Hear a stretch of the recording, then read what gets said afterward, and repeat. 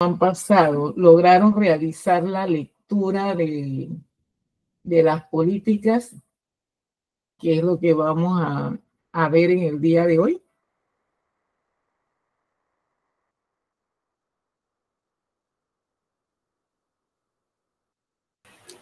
Profe, en mi caso no, yo lo que trabajé fue la presentación del filósofo. Ajá. ¿Y las otras compañeras? Yo tampoco no trabajé, fue en lo del filósofo también. Ok, entonces ya me tienen lo de los filósofos para presentar, para comentar. Y después vemos en la otra segunda parte de la clase el tema de las políticas y prácticas frente a la desigualdad educativa. Entonces vamos a comentar la ampliación de los filósofos que vieron o que analizaron. ¿Quién quiere iniciar?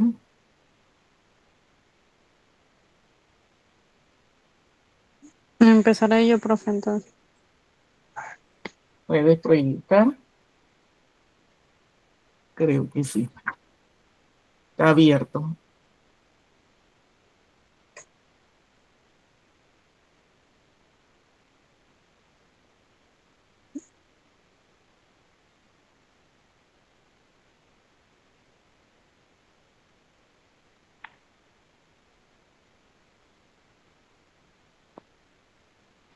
María Montessori. ¿Vieron el video que les había dicho que vieran?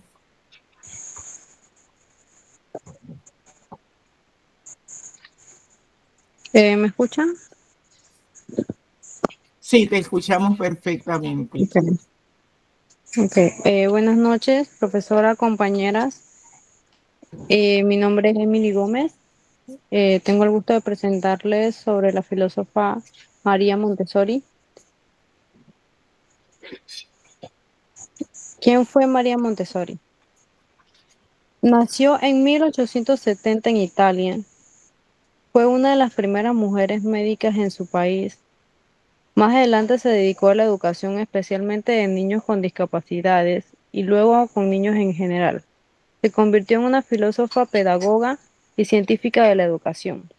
Su método revolucionó la manera de entender la enseñanza. Filosofía educativa. Montessori creía que los niños aprenden mejor cuando descubren por sí mismos. La educación debe ayudar al niño a desarrollarse en libertad, pero dentro de un ambiente cuidadosamente preparado. El niño no es un recipiente vacío que debe ser llenado de conocimiento, sino un ser activo con capacidad de construir su propio aprendizaje. Principios del método Montessori. Autoeducación. El niño aprende solo con el apoyo del ambiente y materias. Ambiente preparado. Espacios ordenados, accesibles, con materiales adecuados al desarrollo del niño. Libertad con límites. El niño puede elegir qué aprender y cómo, pero dentro de un marco de respeto y estructura. Materiales sensoriales. El aprendizaje pasa primero por los sentidos. Montessori diseñó materias concretas para matemáticas, lenguaje, geografía, entre otras.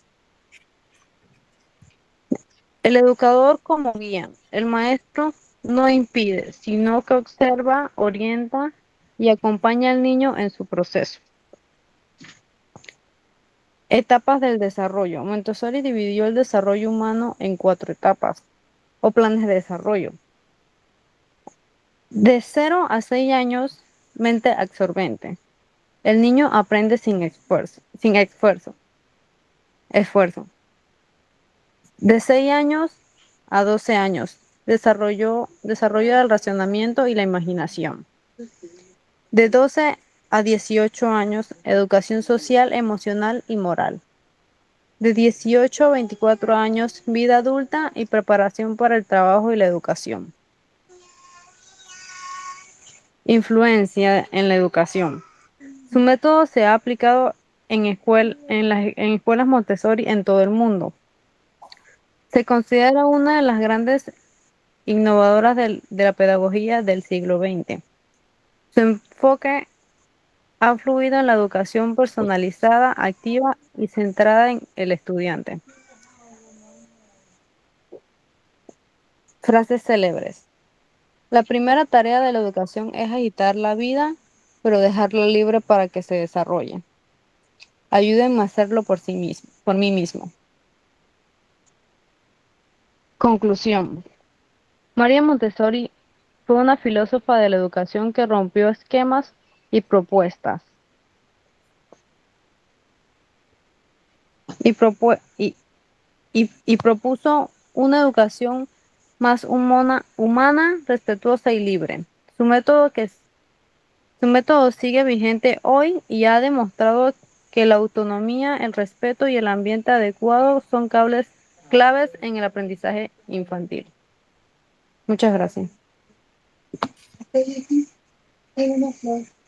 Excelente, Emily.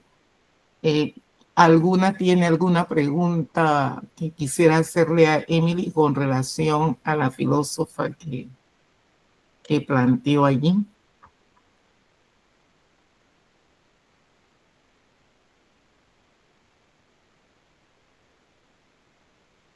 Bueno, Emily, para reforzar un poco el trabajo que presentas allí en los niños de 0 a 6 años y de 6 a 12, sabes que el material que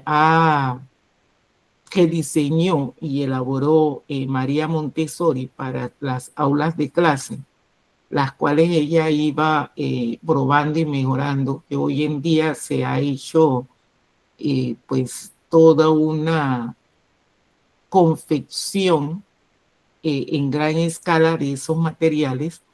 Eran materiales que permitían al niño ir logrando su aprendizaje de acuerdo a su propio ritmo.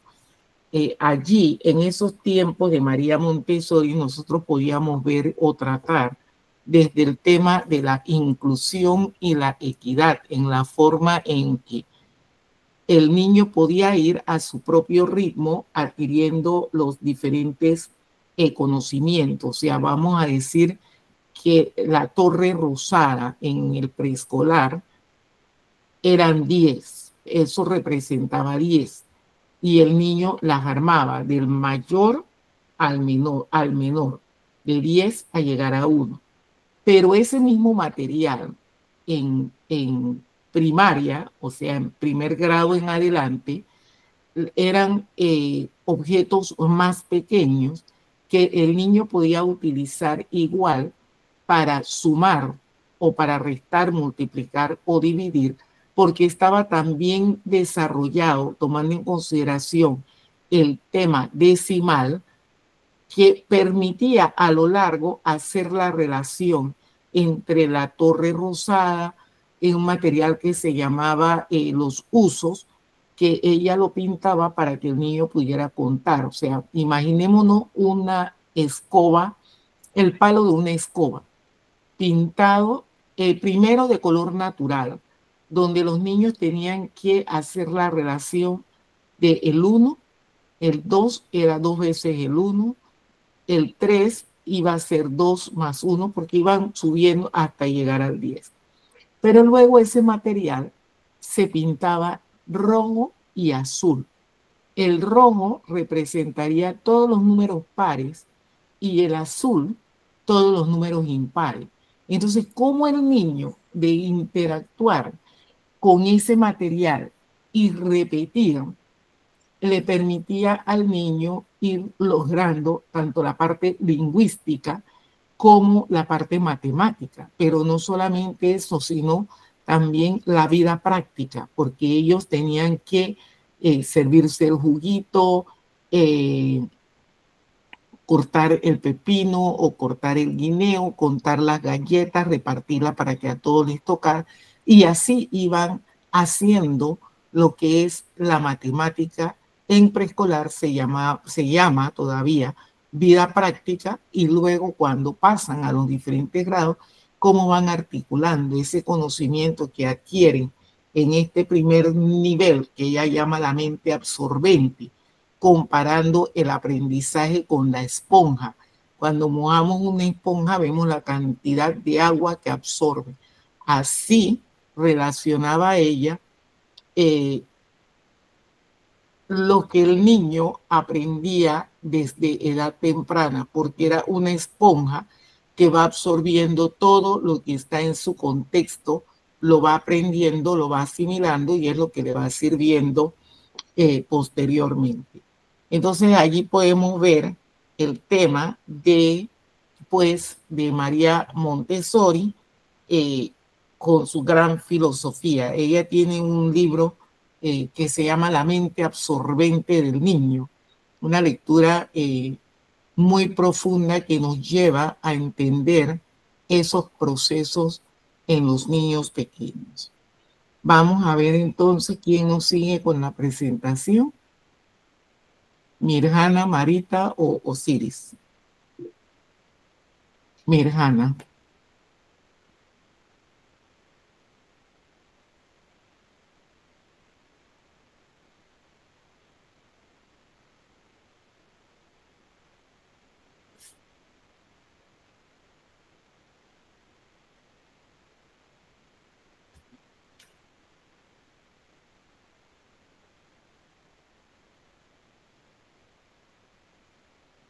Mirjana, tienes el micrófono cerrado.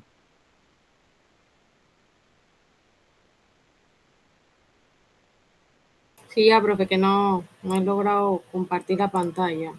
Ah, ya, que pensé que estabas hablando. Ya. Profe, si estoy en una aplicación fuera de la pantalla principal, ¿cómo hago para compartir? En una aplicación fuera. En ventana, ya lo vi. Ventana, una ventana. Ahí está. ¿Ya lo pueden ver, profesora? Ya lo observamos. Ok, el filósofo que yo elegí es Jean-Jacques Rousseau. Este filósofo es escritor y compositor suizo del siglo XVIII. Para mí me llamó bastante la atención y lo elegí pues porque su pedagogía y sus fundamentos en base a la educación conllevan muchas áreas. Es considerado muy influyente en la educación moderna. Su teoría se basa en la idea de que la educación debe ser un proceso natural y no forzado. Aquí les voy a presentar algunas áreas que destaqué del legado que nos dejó este filósofo. El estado natural del niño. Cuando Rousseau creía que el niño nace en un estado natural, nace puro e inocente, sin ningún tipo de malicia ni prejuicio. Entonces, a través del conocimiento y las experiencias que vive el niño y el mundo que va explorando, entonces adquiere educación. No cree que debe tratarse como, no debe moldearse de manera forzada, ni de manera controlada, sino de manera natural. Por eso habla del estado natural del niño. La importancia de esta experiencia. Para Rousseau, la experiencia es como la base de la educación. El niño aprende a través de la experiencia directa y no a través de la memorización ni de información abstracta. Cree que todo tiene que ser a través de la práctica, de la observación y de la exploración. Y vuelve y hace énfasis que todo tiene que ser estimulado a través de la curiosidad natural con la que nace el niño. El papel del maestro. Rousseau creía que el maestro más que todo era como una guía y no un dictador, que el maestro tiene que estar atento a esas necesidades, a esas habilidades para entonces poder reforzar esa curiosidad en el niño y que él vaya a explorar libremente y descubrir el entorno. El aprendizaje social. Rousseau creía que el aprendizaje social es fundamental para el desarrollo del niño. El niño necesita interactuar, necesita compartir y colaborar. Y de esta manera entonces se da el aprendizaje social, vuelve y enfatiza en que sea de manera natural y no de manera forzada. El desarrollo emocional. Rousseau creía que el desarrollo emocional es tan importante como el desarrollo intelectual. El niño debe vivir estimulado a través de la emoción y el afecto y crearse un ambiente de amor y de respeto, porque de esta manera puede desarrollar una personalidad sana y equilibrada. La propuesta educativa de Rousseau. Como les mencioné anteriormente, pues esos eran como los aspectos más importantes que estaban en un libro de donde se tomó entonces lo que era la propuesta educativa. Su enfoque educativo estaba basado en la naturalidad y la libertad. Según él, el ser humano nace bueno y la sociedad es la que lo corrompe. Por lo tanto, la educación debe volver a ese estado natural del hombre y respetar esa libertad y ese instinto con el que se nace. Para Rousseau, la educación infantil es la etapa más importante de la vida, ya que va a determinar el carácter y la personalidad del individuo. También destaca la importancia de la educación física en la formación del individuo y propone que los niños entonces hagan actividades al aire libre para poder desarrollar ese tipo de habilidades. Esto le ayudaría entonces al niño en el ámbito emocional y mental. Y también habla un poquito de la educación moral, porque sostiene que el hombre es naturalmente bueno y que es la sociedad que lo corrompe. Por lo tanto, la educación moral se basa en el amor, la compasión y la empatía. Muchas gracias. Gracias, Mirjana, por eso. Bueno, allí vemos por un lado a María Montessori con la mente absorbente del niño y lo vemos con Jean-Jacques, que entonces habla del naturalismo, ese contexto, ese ambiente y cómo nace el niño. Definitivamente que en la sociedad se van dando algunos acontecimientos, las personas adultas, las personas que están a nuestro alrededor, que están criando o formando al chico, cómo lo hacen, ¿no? Y es lo que él menciona allí un poco. Por eso él enfatiza en la libertad y definitivamente que el hacer ejercicio, el desarrollar toda la parte de la psicomotricidad del individuo, también ayuda al desarrollo de la mente y por eso entonces logramos un poco ese equilibrio.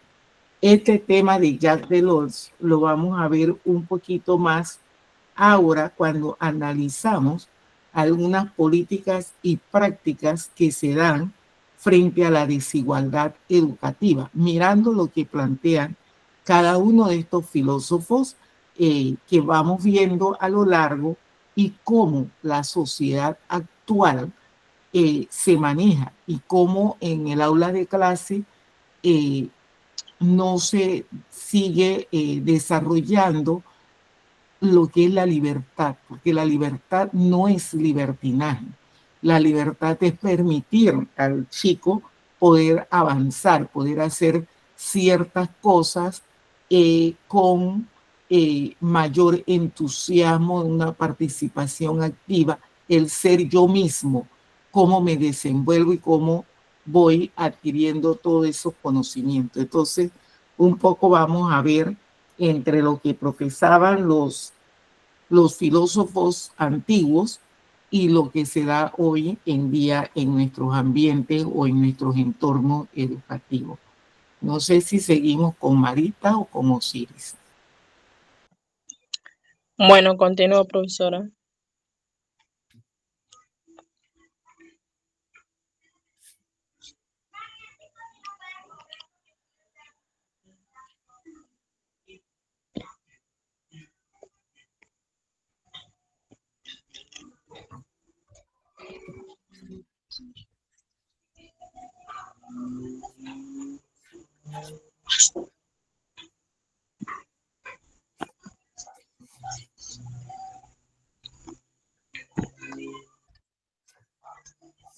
¿Me confirma si logra ver la presentación?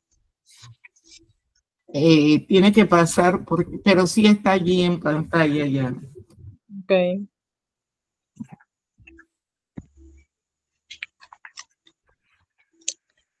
Muy buenas noches, compañera y profesora. Mi nombre es Marita Palacio. Bueno, elegí el filósofo Sócrates, ya que me interesó mucho. Y bueno, Sócrates 470 a.C., 399, fue un filósofo ateniense considerado uno de los fundadores de la filosofía occidental. Vida y legados. Nació en Atenas, Grecia, hijo de un escultor y una partera. Participó en la guerra del Peloponeso, se dedicó a la filosofía, enfocándose en la ética y la búsqueda de la virtud. Método socrático. Utilizaba preguntas para estimular el pensamiento crítico y la reflexión. Buscaba la verdad a través del diálogo y la discusión. Idea clave. La virtud es conocimiento, la ignorancia es el mayor mal. La búsqueda de la sabiduría es un proceso continuo. Juicio y muerte. Fue juzgado y condenado a muerte por impiedad y corrupción de la juventud. Su defensa, conocida como la Apología de Sócrates, es un texto fundamental en la filosofía. Influencia. Su pensamiento influyó en Platón y Aristóteles. Su legado continúa siendo relevante en la filosofía ética. Sócrates se centró en la búsqueda de la verdad y la virtud. Su edad clave incluye en conócete a ti mismo, la importancia de la autoconciencia y el conocimiento de uno mismo. La ignorancia es el peor enemigo. Sócrates creía que la ignorancia es la raíz de todos males. La ironía de la vida es que más aprendemos, más nos damos de cuenta de lo poco que sabemos. Y es en esa humildad donde reside la verdadera sabiduría. Este nos enseña que la verdadera sabiduría no está en saberlo todo, sino en reconocer nuestra propia ignorancia. Conócete a ti mismo invita a una reflexión interna y profunda sobre uno mismo. Implica mirar hacia adentro, explorar y entender quiénes somos, cuáles son nuestras motivaciones, valores, deseos. Se trata de una búsqueda sobre nuestra propia naturaleza.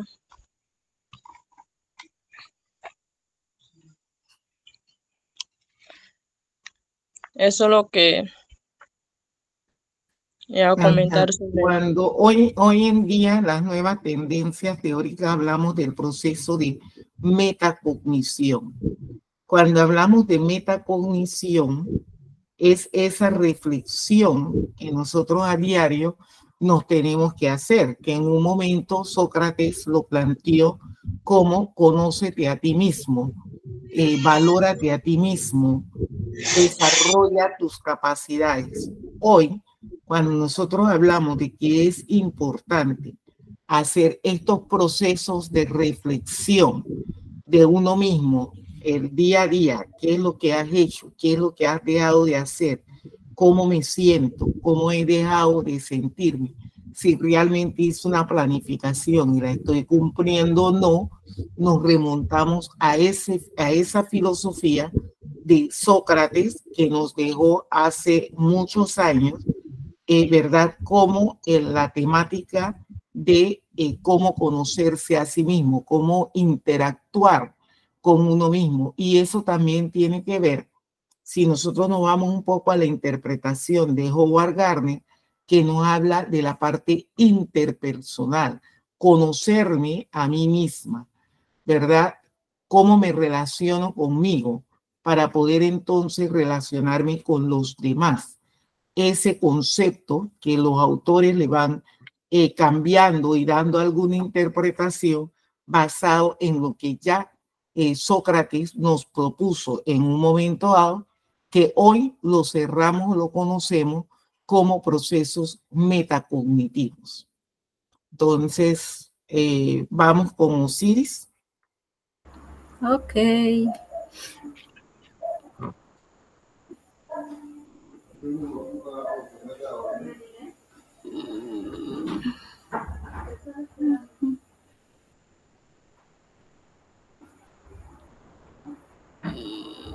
Ok. Lev Vygotsky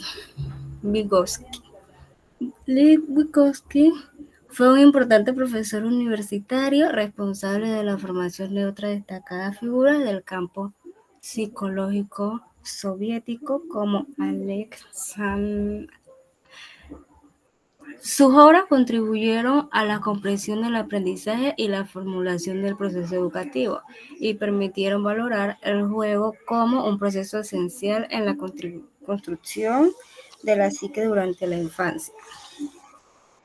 Nació El 17 de noviembre de 1896, en el seno de una familia próspera judía cerca de Vitebsk, y fue el segundo de una familia de 8 hijos. Antes de cumplir su primer año, su familia se trasladó a Gómez, lugar donde creció. En su adolescencia era muy aficionado al teatro y la pintura. Decidió reescribir su apellido Vygotsky en lugar de Vygotsky, que significa beneficio en ruso. Como era originalmente con apenas 19 años, en 1915 escribió un ensayo sobre Hamlet. Su paso por la universidad entre 1913 y 1917 no estuvo extenso de peripecias. Se inscribió en medicina y tan solo un mes después cambió a leyes en la Universidad de Moscú. Después de un año se inscribió en la Facultad de Filosofía y Letras de la Universidad Popular, contenido que lo habían fascinado ya como estudiante secundario. Las universidades populares formaban parte del entramado de instituciones educativas liberales, paralelas a las más viejas y prestigiosas instituciones ligadas al zarismo. En el Instituto Pedagógico creó un laboratorio de psicología para estudiar a los niños de los jardines infantiles que presentan retrasos en el aprendizaje. De aquí obtuvo material fundamental para su libro Psicología Pedagógica, publicado en 1926. Y en 1919 contrajo tuberculosis y en 1920 fue internado en un sanatorio que se consideraba que por la peligrosa bacteria el enfermo había que aislarlo de todo contacto. Ya. Muchas gracias. Muy bien, entonces vemos a Lev Vygotsky con su gran teoría, la teoría del aprendizaje, cómo él logra empezar a interactuar con niños y hace su estudio, como muchas jóvenes en las que salen de la secundaria y no deciden realmente qué van a estudiar y cambian de facultades o cambian de universidades hasta que encuentren o se identifiquen con realmente qué es lo que me gusta, qué es lo que deseo aprender, a dónde voy a pasar mis días estudiando y analizando. Y fue lo que le pasó a Vygotsky a lo largo de esta trayectoria en la universidad hasta que ya se identifica con el tema de la psicología infantil y empieza a realizar sus estudios allí y a comparar qué es lo que pasa y cómo aprenden los chiquillos, y luego nos habla pues de todo ese proceso de andamiaje, de facilitación del aprendizaje que se debe de dar. Bien, muy bien. Esa tarea, posteriormente le voy a poner el espacio para que me suban esa actividad en la asignación.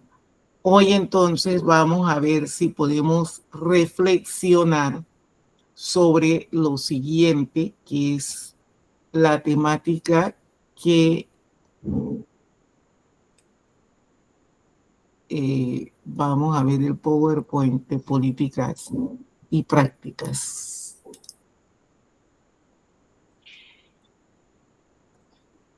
Vamos a ver, en el tema, ¿visualizan el PowerPoint?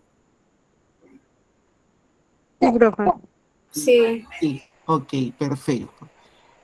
Hay una lectura que es la lectura sobre políticas y prácticas frente a la desigualdad educativa, con las tensiones entre focalización y universalización. Y aquí les traigo 3 preguntas de las cuales queremos que reflexionemos un poco. Nosotros, bueno, la educación, el sistema educativo en Panamá se viene desarrollando durante muchos años, desde antes de que nos separáramos de Colombia en 1903.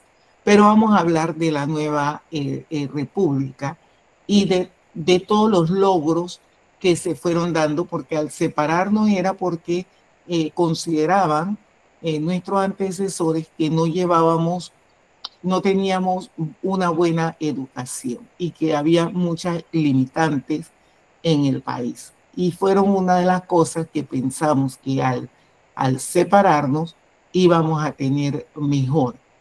Sin embargo, nosotros venimos viendo que si miramos los datos estadísticos en el país, se ha luchado por muchos años para llegar a un 98% de la cobertura en primaria, hay un 52% en la cobertura de educación inicial, hay un 52% en la educación media, quedándose muchos estudiantes sin poder pasar de una básica a una media para coger una carrera. Y por ende vamos a tener todavía menos estudiantes en los niveles educativos universitarios. Pero luego se da, dentro de todo eso que no logramos tener una buena cobertura y unos buenos programas, se da la pandemia. Y en la pandemia se hace el análisis de que no estábamos preparados como país para desarrollar las clases de manera virtual, para que el niño reciba, sino que nosotros teníamos una educación totalmente presencial. Pero llega la pandemia y por más esfuerzos que trate de hacer el Ministerio de Educación, se queda una gran cantidad de población que por no tener acceso a la tecnología, no tener acceso a la luz eléctrica, no tener acceso a carreteras y muchas otras cosas, se ven truncadas y se habla hoy en día de que hubo un retroceso después de la pandemia de 10 años.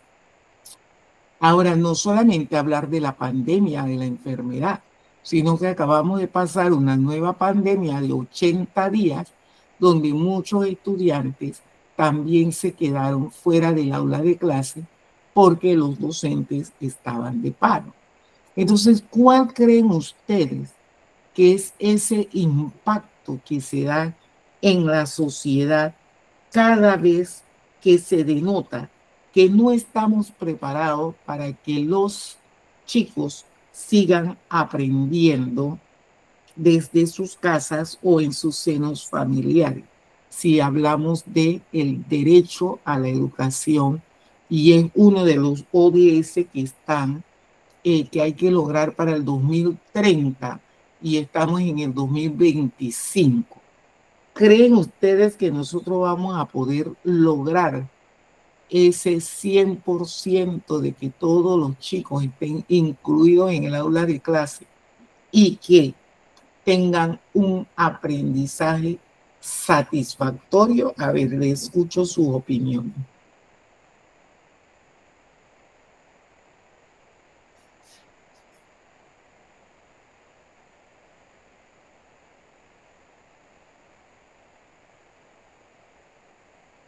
Bueno, yo creo que si se pone en proceso que la educación sea presencial para que los estudiantes, los jóvenes aprendan, si se empieza desde ahora, se podría hacer un mínimo del 60% del cambio. A ver, otra opinión.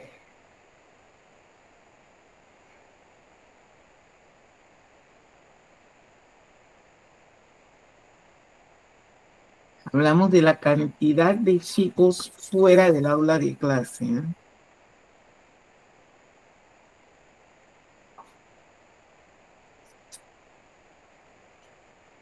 Y tenemos que recordar que vivimos en diferentes ambientes, que ahora más adelante lo vamos a ver. Tenemos el ambiente urbano, el rural y el indígena. Y que todo el proceso educativo no es igual o similar en las 3 áreas para las diferentes poblaciones. Pero también tenemos que mirar el currículum y la práctica de inclusión. Aunque existe una legislación para la inclusión de los chicos en las aulas regulares, sabemos que el currículum fue elaborado o hecho para lograr esenciales mínimos. Entonces, si a los chicos no se les hace suficiente adecuación, no pueden alcanzar el nivel o el ritmo que tienen que seguir por el otro lado. Y luego habría que mirar desde ese ángulo qué tipo de políticas nuestros diputados o nuestros gobiernos deben de implementar para cerrar las brechas existentes entre una región y otra. Y con esas preguntas allí vamos a entrar entonces a ver un poco lo que presenta el documento de Nora más nuestra realidad. Las políticas en Panamá. Nosotros tenemos varios programas que ustedes lo conocen. El programa de la PASEU, el Fondo de Equidad y Calidad de la Educación, el FESE, que se le da a la escuela para el mantenimiento, para bienestar estudiantil, para mejoras de las infraestructuras y desarrollo de los proyectos de integración. Y luego tenemos la red de oportunidades. Tenemos todo eso. Sin embargo, en el documento de Nora, ella hablaba de que hay que garantizar y diseñar políticas públicas que atiendan al derecho de la educación, viendo la educación como un bien social, y que ese propósito de democratizar la educación para que la educación pueda llegar a todos, de manera que los programas y los proyectos deben de llegar a toda la población, porque no podemos seguir con las causas de la desigualdad que se siguen reproduciendo en los países.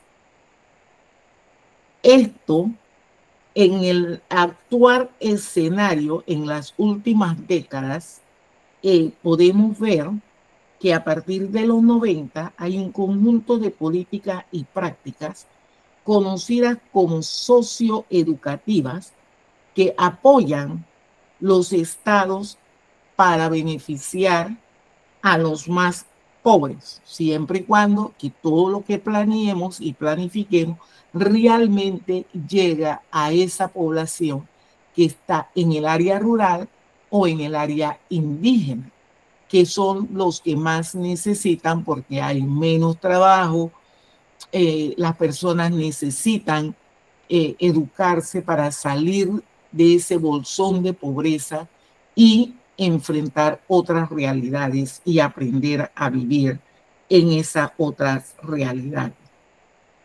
Porque hay una marginalidad que día a día se ve más. Las personas se apartan por la brecha que existe entre un grupo y el otro. Cada día se va ampliando la brecha porque los costos están más elevados, las necesidades van siendo de mayor exigencia, entonces no logramos una cosa con la otra.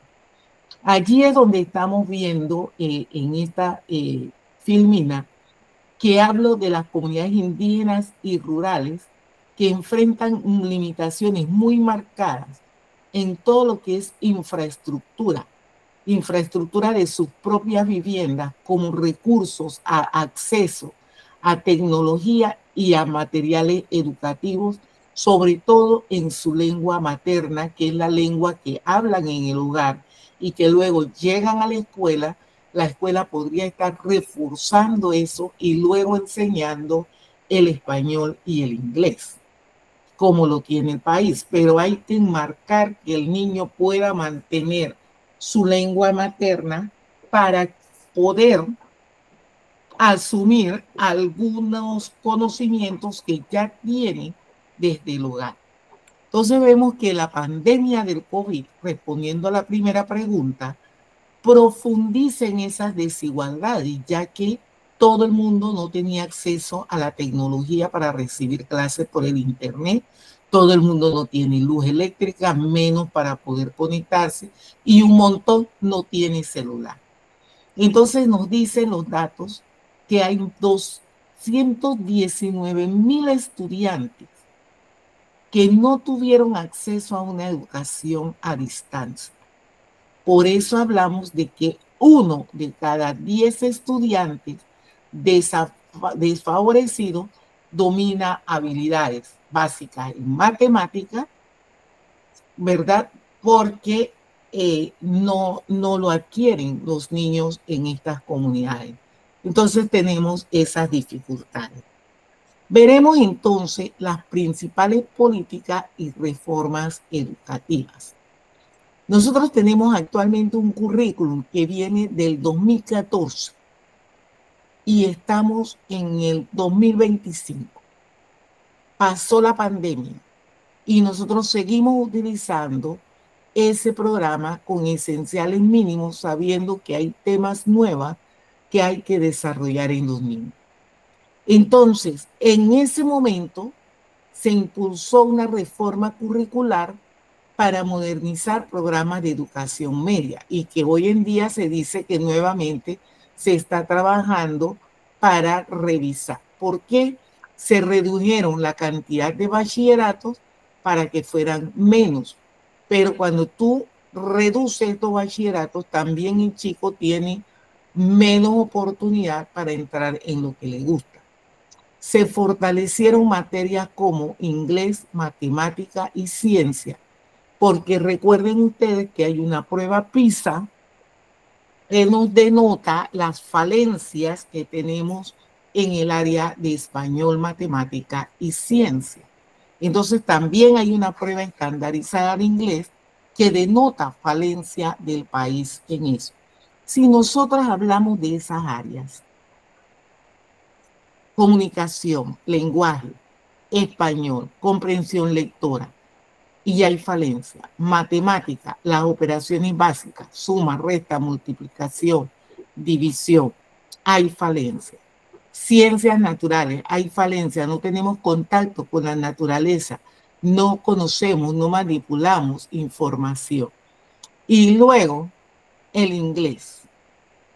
¿Cómo nosotros logramos formar entonces estudiantes en los diferentes contextos con un pensamiento crítico y habilidades tecnológicas si carecemos de algunos elementos que son fundamentales?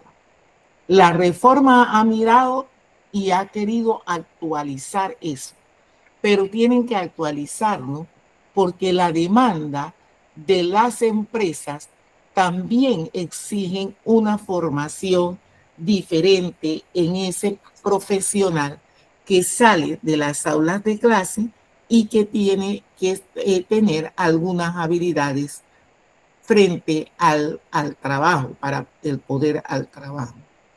Entonces nosotros tenemos que ir mirando esos elementos. Hablamos, como presentaban los grandes filósofos, de equidad e inclusión. No olvidemos el derecho a la educación. Cuando hablamos de educación intercultural bilingüe, tenemos políticas que orientamos a preservar las lenguas indígenas, que es fundamental, y promover que las comunidades originarias puedan tener una real integración con respeto al derecho humano, por todo el otro lado, a la democratización dentro de ese sistema educativo. Y programas de remediación educativa. Los estudiantes, ahí la famosa frase, nadie se debe de quedar atrás. ¿Cómo no dejo a ningún estudiante atrás si no hago las adecuaciones curriculares para que ese estudiante no se quede rezagado en estas materias que son fundamentales: lenguaje, matemática, ciencia, ¿verdad? Entonces, en las áreas de mayor incidencia de alta pobreza, que son conocidas como áreas vulnerables, tenemos que desarrollar programas para que ese chico que no haya logrado terminar la escuela pueda regresar, estudiar y obtener un certificado de 9º grado, si queremos decir que la educación es un derecho. Estudiar sin hambre. En la ODS hablamos de 0 hambre, pero sabemos que en muchas comunidades la alimentación no es la adecuada.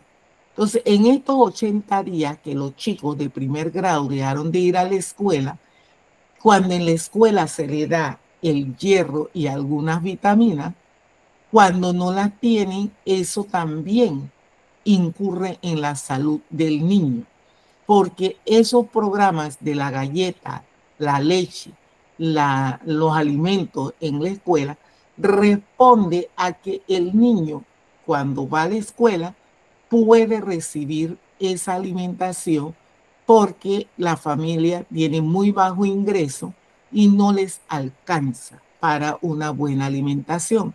Entonces, la escuela suple a través del programa estos niños con estas dificultades.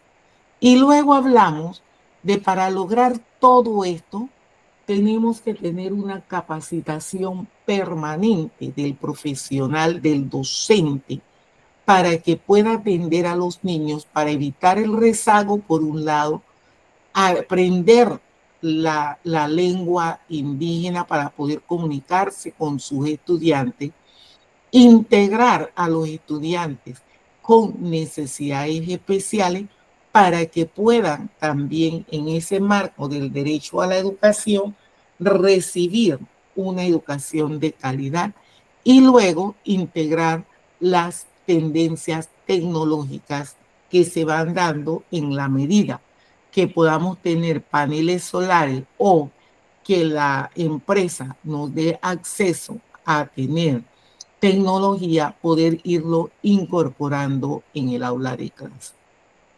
Tomando en consideración esto, vemos que la inversión y la supervisión de los recursos que se dan en la escuela también son importantes. Y aquí vemos, anteriormente en las escuelas, las sillas eran de madera y también representaba un apoyo para los padres de familia que conocían del tema de ebanistería, poder apoyar, o de soldadura, apoyar en la confección de estos mobiliarios cuando se dañaban.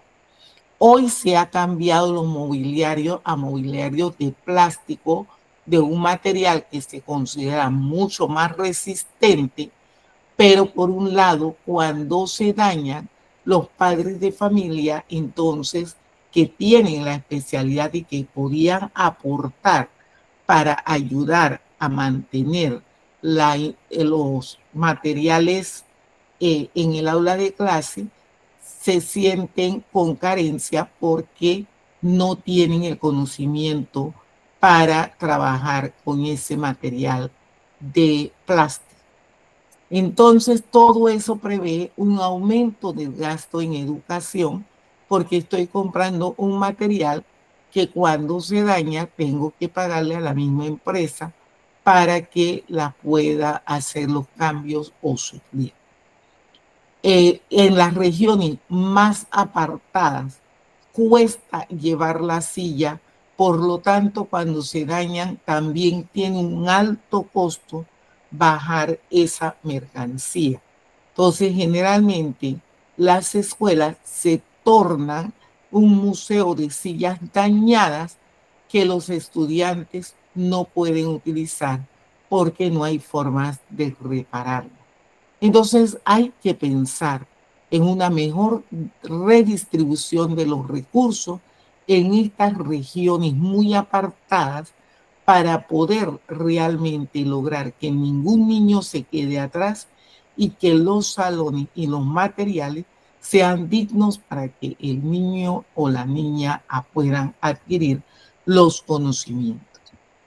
A pesar de que se avanza en el tema de la cobertura para bajar el nivel de analfabetismo, siguen muchas comunidades, sobre todo en las áreas indígenas y en las áreas más vulnerables todavía, donde hay población mestiza, es mucho más difícil la cobertura y la reducción del analfabetismo, por lo que cuesta llegar a esas comunidades. Entonces, decimos que sigue la brecha en esas dos áreas de difícil acceso como áreas comarcales donde no tenemos acceso 24 horas al día a todos los servicios para que los estudiantes puedan facilitar su proceso de aprendizaje.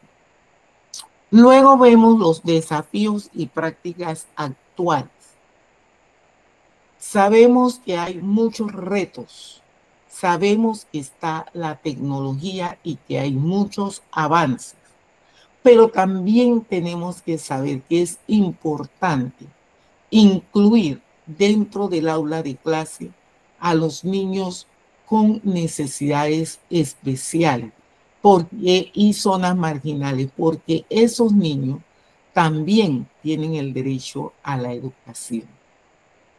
La focalización de las políticas y la descentralización es lo que nos va a ayudar a poder implementar esas prácticas que vamos seleccionando en el día a día para lograr los objetivos del sistema educativo. Para ello, entonces, hay que hacer alianzas estratégicas con los grupos multisectoriales y también con las empresas privadas, con tal de fomentar o impulsar planes integrales y que estos planes integrales sean permanentes para poder apoyar al estudiante al logro de cada uno de los objetivos planteados por el sistema educativo.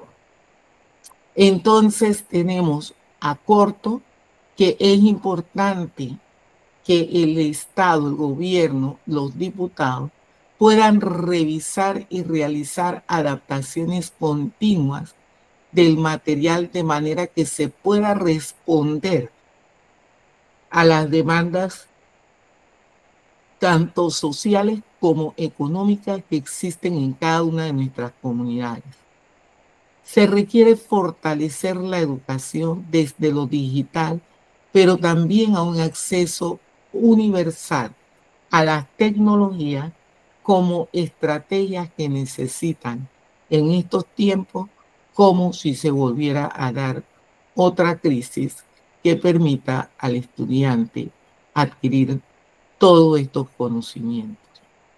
Que el Estado debe incrementar la inversión en la construcción de escuelas, tanto en el área urbana, pero que el área rural también necesita de esa organización para poder lograr la inclusión de todos los estudiantes. Y resalto nuevamente que la formación continua del docente es fundamental. Primero, para evitar que caiga el docente en el síndrome del quemado por tantas presiones que da y que no sabe manejar la parte social, emocional, y también perjudique a los estudiantes que terminan desertando o haciendo lo que es el abandono escolar.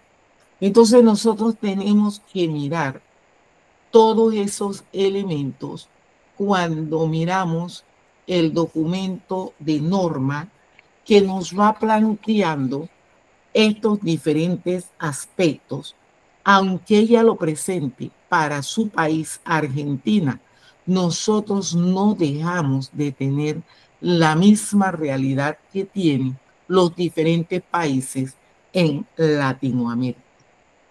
Entonces, para mirar esto, la escuela debe de ser el bastión del Estado, sobre todo en las áreas populares y en las áreas más vulnerables, donde realmente se requiere que el docente haga valer su papel de liderazgo y pueda reunir a los padres buscando las mejores estrategias o la solución que se requiere llevar a cabo dentro de este ámbito educativo. Entonces, Panamá tiene una ley, que es la ley 88 del 2010, donde se habla de la educación intercultural bilingüe en las comarcas indígenas, promoviendo que hay que rescatar, hay que utilizar, hay que saber leer y escribir la lengua materna a la par del idioma o la lengua del español. Es por eso que en el 2007, en aras de toda esta temática que estamos viendo, es que se crea la ley de la interculturalidad y el bilingüismo para que todos estos niños en el campo, que son de los pueblos originarios, puedan también sentirse orgullosos de su lengua materna, hablarlo, aprender a escribir, al igual que estamos adquiriendo los conocimientos otros que necesitamos para nuestra profesión. En cuanto a la infraestructura y la calidad, hay escuelas todavía que viven en condiciones extremas de pobreza. Estos estudiantes, que también todavía hay escuelas ranchos, que le hablamos mucho, y hay pequeños salones porque la comunidad no es muy grande. Pero hay que pensar en qué programas de responsabilidad social nosotros podemos trabajar con las escuelas en las diferentes provincias para poder mejorar el nivel de alimentación y los programas. Cuando hablamos entonces de la formación docente y la gobernanza, estamos mirando la temática de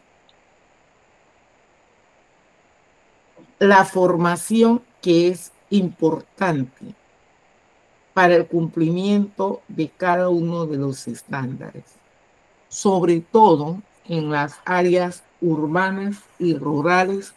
Hay que ponerle énfasis a eso. Y luego el enfoque intersectorial, donde la comunicación de las leyes y las políticas tienen que promover equidad de género, inclusión de los menores, embarazadas, prevención de violencia en la escuela. Todo eso lo tenemos que mirar.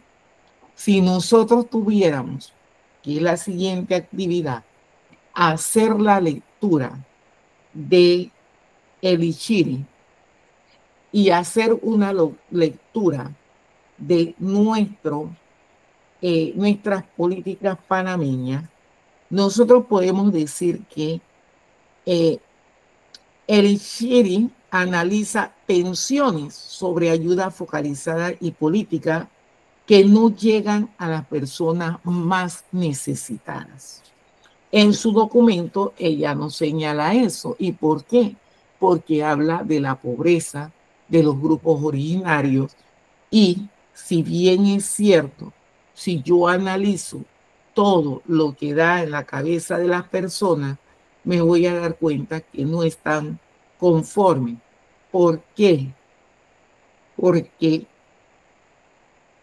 definitivamente que el impacto va a depender del contexto, pero también de las personas más necesitadas. Ese es el impacto que va a depender del contexto.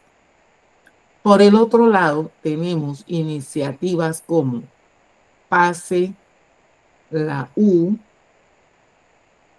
que son documentos que nosotros ofertamos acá en el país para implementar programas focalizados a las personas pobres y a los indígenas, aunque no se le garantiza el acceso universal con calidad, pero que sí les puedo ofertar cómo aprender a trabajar en conjunto de manera que se puedan beneficiar todos, ganar y ganar. Entonces, hay otras iniciativas como la PASEU que coexisten con problemas estructurales, tienen que ver con infraestructura, con el abandono escolar y con la franca estructura. También tenemos que mirar que existen muchos marcos legales sobre interculturalidad y las lenguas indígenas, pero que aún con que existen las leyes no se da una acogida a esto para que realmente pueda exceder por lo menos un 60% de la población. Y luego que la realidad docente está marcada por precariedad, falta de formación y baja motivación, limitando así entonces la capacidad de las personas de poder apoyar para mejorar estas situaciones que se están dando.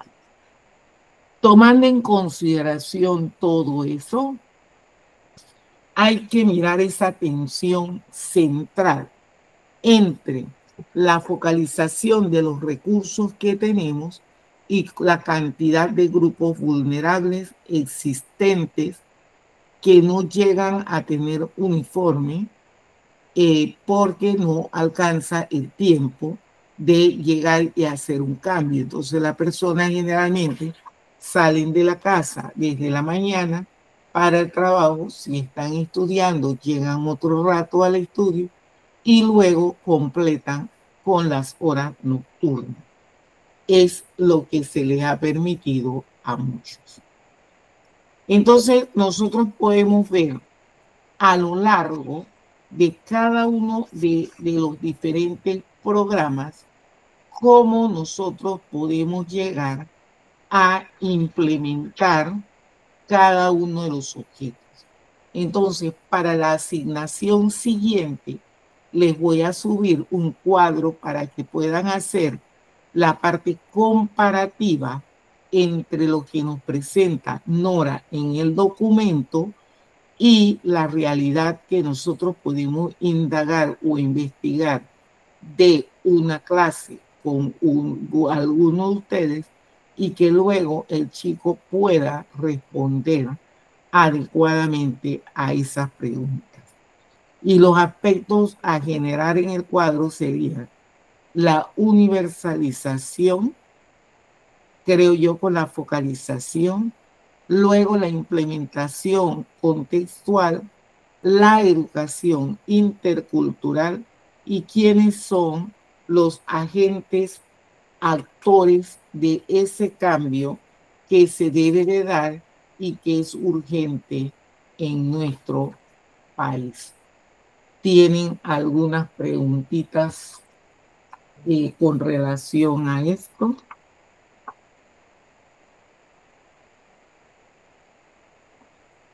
¿Todo oído? ¿En qué están de Profesora, nosotros acuerdo? vamos ¿En a qué basarnos están en de- la, perdón, nos vamos a basarnos en la lectura y lo en vamos la a comparar con la realidad actual que nosotros tenemos. Exactamente, un cuadro comparativo entre el enfoque que tiene el ISHIRI y las políticas panameñas. cuadro quedaría establecido así. El título, yo eso voy a poner en la tarea, ¿no? Pero queda comparación conceptual entre los enfoques que plantea el Eshiri en el documento, que tiene que ver con la focalización y la universalización de la educación, la implementación contextual, la educación intercultural y los actores. Luego van a tener esos 4 elementos. Luego tenemos el enfoque del Eshiri en cada uno de los 4 elementos y las políticas que tiene Panamá como país para cada uno de los 4 elementos. Es un trabajo de una página, no le debe de tomar más, lo levantan y lo vamos a poner allí. En el cuadro, lo que se ha implementado en el país para solventar esa necesidad o esa dificultad con que nos encontramos dentro del sistema educativo, porque es un poco que ustedes vean los videos, hagan la lectura y que podamos compartir.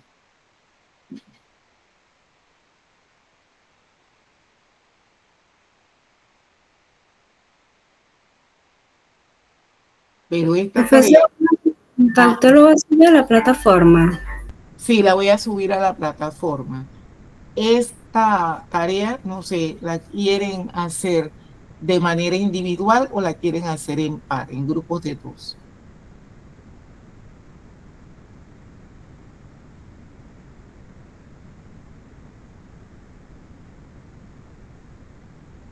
Un silencio, cada una individual. Bueno, principalmente, ¿qué es lo que hay que hacer, profesora? Va a elaborar una plantilla donde va a colocar la comparación conceptual. Vamos a ponerle aquí en el chat. Es un cuadro donde los 4 aspectos que se van a ver son 4 aspectos.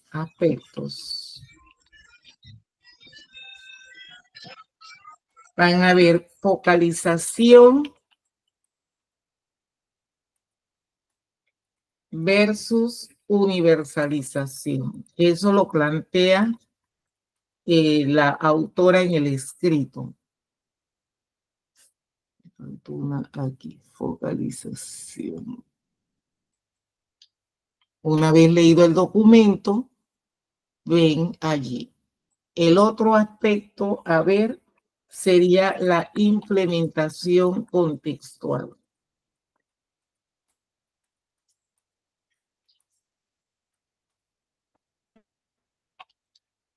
El otro aspecto que veríamos es la educación intercultural,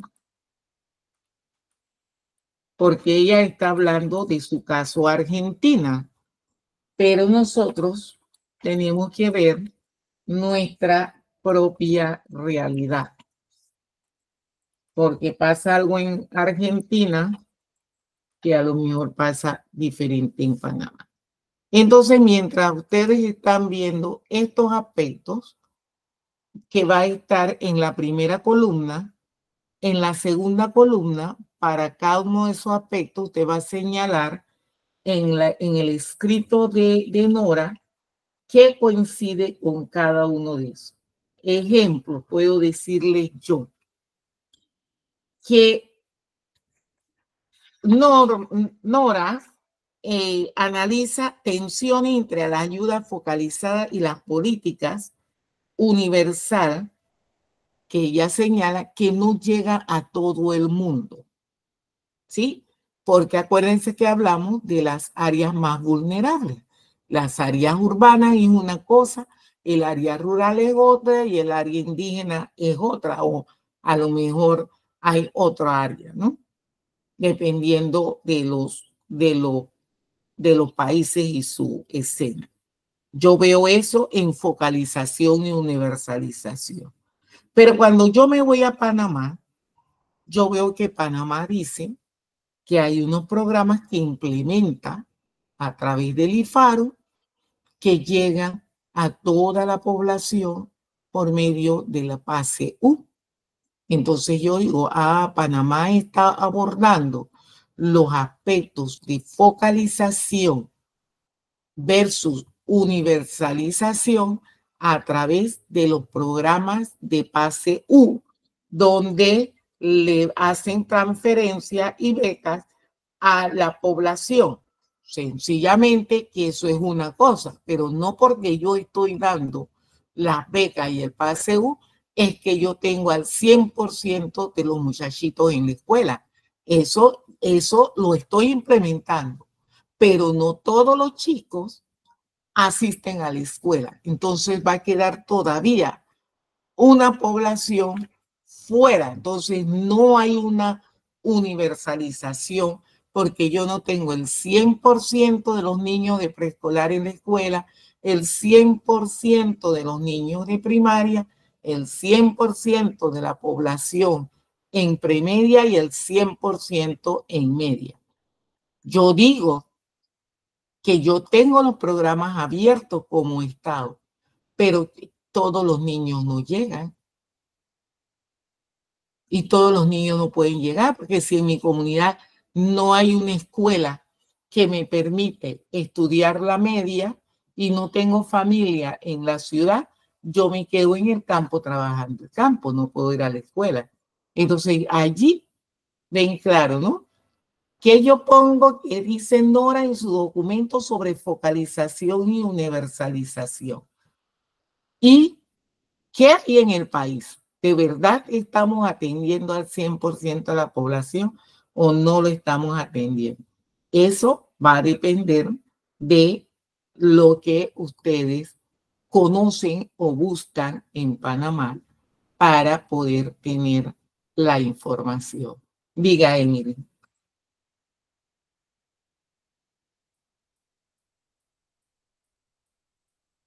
Tiene el micrófono cerrado. Es que se me apretó, profe. Se me tocó. La bebé acá me tocó la pantalla. Disculpe, profe. Ella también está estudiando, no te preocupes. Está en la edad de absorber todos los conocimientos. Ajá, dígame.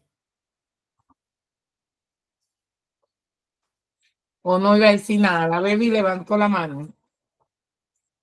Sí, fue la bebé, profe. Ok, ¿está claro? Sí, profe, yo sí lo tengo claro. Ok, porque hay me van a subir el PowerPoint que tiene un valor de 15 puntos hoy y luego la comparación conceptual que también va a tener 15 puntos. Entonces ya llevan 15 puntos de la dinámica, del glosario dinámico. Tienen 15 puntos de los filósofos y 15 puntos de la comparación conceptual.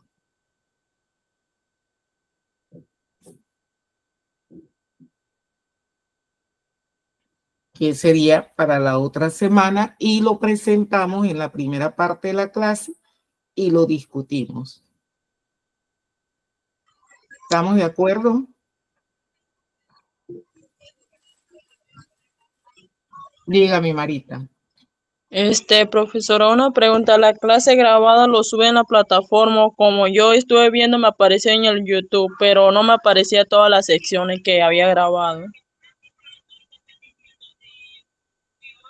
Déjeme revisar para verlo, porque como ustedes me lo mandaron al correo, yo... No, la clase grabada, bueno, por ejemplo, ahorita está ahí grabando clase, me imagino, y... Sí, está grabada, aparece clase del... la semana pasada era 15, 14, no, 21. Búsquelo por fecha. La clase pasada está en la lección 3.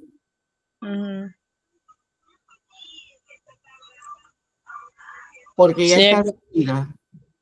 Si es que lo estuve buscando, solo me aparecía, alguno me aparecía y no todo, bueno, no completa, pues. No todas están hasta el cierre de la clase. De todas maneras, yo reviso, pero está la del 7, del 14, y la de hoy 21.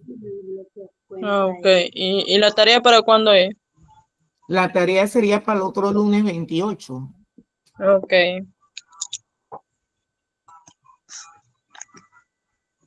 Porque esa sería la tercera tarea que llevan. Ok. ¿Alguna otra preguntita?